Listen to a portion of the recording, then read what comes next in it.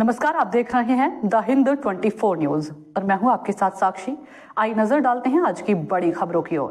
लिंबायत में हुई अरुण पाटिल नामक व्यक्ति की हत्या का पर्दाफाश हो गया। नाश्ते के पैसों को लेकर मेरे भाई ने अपने दोस्त के साथ मिलकर हत्या की थी। नाश्ते के पैसे में हिस्सा न देने को लेकर विवाद हुआ था।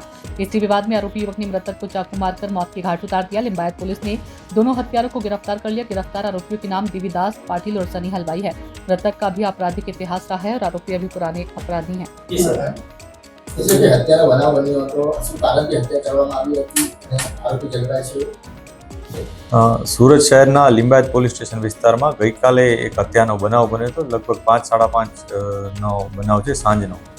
આ ઘટનામાં પોલીસે તરત જ કાર્યવાહી કરી અને એફઆઈઆર નોંધી અને જે આરોપીઓ એને પકડવાની પ્રક્રિયા શરૂ કરી દીધી હતી. એમાં પોલીસના ધ્યાનમાં આવ્યું હતું કે 2 આરોપીઓ આમાં સંડોવાયેલા છે. જે ભોગ બનનાર છે એનું નામ અરુણ પાટીલ છે. આ આરોપી તરીકે 2 વ્યક્તિઓ છે. એકનું નામ દેવીદાસ ઉર્ફે ડેવિડ પાટીલ છે અને બીજાનું નામ સની મોદનવાલ હલવાઈ છે. આ બંને જણાએ થઈ અને ભોગ બનનારની હત્યા નિપજાવી હતી. જે 3 જણા છે એ લોકો એક જગ્યાએ બેસેલા હતા. 1 દિવસ પહેલાં 3 વચ્ચે ગાળાગાળી થઈ હતી અને આરોપી અને ભોગ બનનાર આ લોકો વચ્ચે એ વખતે પણ થોડોક વિવાદ જેવો થયો હતો. ત્યારબાદ ગઈકાલે એ લોકો પોતાને ગલીમાં બેસેલા હતા અને ત્યાં વાતચીત કરતા હતા. આ દરમિયાન પણ થોડાક એ લોકોને અપશબ્દો કદાચ બોલ્યા હશે એ પ્રકારની માહિતી મળી છે. અને ત્યારબાદ જે બંને આરોપીઓ છે એ લોકોએ એમ નક્કી કર્યું કે આપણે નાસ્તો કરવા જવું છે. તો જે ભોગ બનનાર છે એણે પણ એને કીધું કે હું પણ નાસ્તો કરવા આવીશ.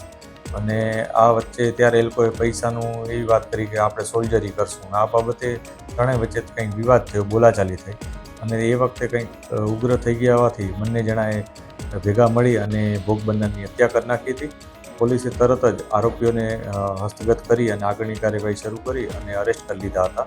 જે ભોગ બનનાર છે જે આરોપી છે એ બંનેના જે ગુનાહિત ઇતિહાસ છે એમાં મારામારી અને એ પ્રકારનો પ્રોહિબિશનનો ને એ પ્રકારના ગુના છે.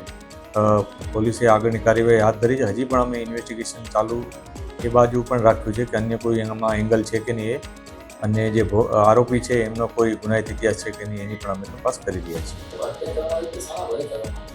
જે હત્યા નિપજાવવામાં આવી એમાં જે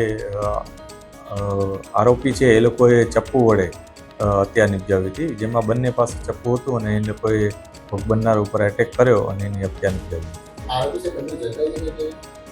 બંને આરોપીઓ પકડાઈ ગયા છે. પોલીસે એને અરેસ્ટ પણ કરી લીધા છે. આમાંથી 2 વ્યક્તિઓ, એક ભોગ બનનાર ને આરોપી, એ લોકો કૌટુંબિક ભાઈઓ પણ થાય છે, મામા ફૂઈના ભાઈ છે. આ પ્રકારની માહિતી પણ પોલીસને મળી છે. અને બંને વચ્ચે ગઈકાલની જે ઝઘડો થયો એ અને 2-1 દિવસ પહેલાં પણ અપશબ્દો બોલી અને ઝઘડો થયો હોવાની માહિતી છે. એટલે આ જ કારણ હોવાનું પ્રાથમિક દ્રષ્ટિએ અમને જણાઈ આવ્યું છે.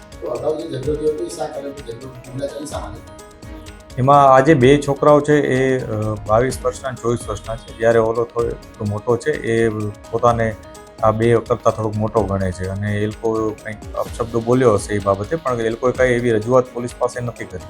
અને ત્યારબાદ ગઈકાલે પાછી એ લોકો વચ્ચે ઝઘડો થયો અને એમાં પછી આ લોકોએ આ પ્રકારની ઘટનાને અંજામ આપ્યો. જે આરોપી છે એ મજૂરી કામ કરે છે, મૃતક પણ મજૂરી કામ કરતો હતો એ પ્રકારની માહિતી છે. કોઈ રેગ્યુલર કોઈ કામકાજ કરતો એવી કોઈ માહિતી પોલીસને એવી કોઈ સ્પષ્ટ ફિગર નથી આવ્યો, પણ સામાન્ય નાસ્તો કરવાની બાબત હતી. 200-300 રૂપિયાથી વધારે કદાચ ના હોઈ શકે. કોઈ મેજર કોઈ સોલ્જરી કરવાની બાબત સામે આવી નથી. देखते रहिए द हिंद 24 न्यूज।